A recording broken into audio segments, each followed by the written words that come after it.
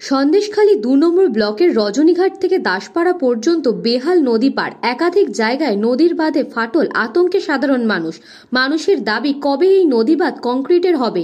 শক্তপোক্ত না হলে বড় ঝড় আসলে নদী ভাঙনের আতঙ্ক রয়েছে। সাধারণ মানুষ এলাকাবাসীর দাবি, দ্রুত এই নদী বাঁধ কংক্রিট করতে হবে। এর আগেও ইয়াস, আয়লা, বুলবুল একাধিক ঝড়ে ক্ষতিগ্রস্ত হয়েছে। নদী বাঁধের পাশে থাকা ঘরবাড়ি থেকে একাধিক গ্রাম জলে প্লাবিত হয়ে ক্ষতিগ্রস্ত হয়। একাধিকবার ব্লক প্রশাসনে জানিয়েও নদী বাঁধে কাজ হয় না, এমনই কথা বলছে সাধারণ মানুষ। বেশ কিছুদিন নিম্নচাপের ফলে নদী পার নরম হয়ে ভাঙনের সৃষ্টি হচ্ছে। তারপর কি হয় তাই আমরা আতঙ্কে আছি।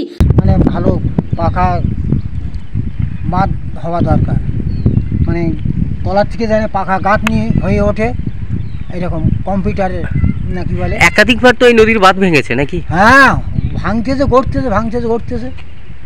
আর আপনার তো নদীর ধারে বাড়ি, কতটা আতঙ্কে থাকেন? একবার নদীর পাশেই বাড়ি। কতটা আতঙ্কে থাকেন? ও নদীর বাঁধ কখন ভাঙবে, কখন কি হবে, এইরকম আতঙ্কে মানে আমরা পড়ে আছি। ভাঙলেও কিছু করার নেই, আর না ভাঙলেও কিছু করার নেই, এইরকম। আপনারা কি চাইছেন এখন? আমরা চাচ্ছি যে নদীর বাঁধটা ভালো হোক, ভালো থাক, সবাই বাস করবে, আমরা বাস করবো, আরও গ্রামের লোক সবাই বাস করবে, হাঁটবে।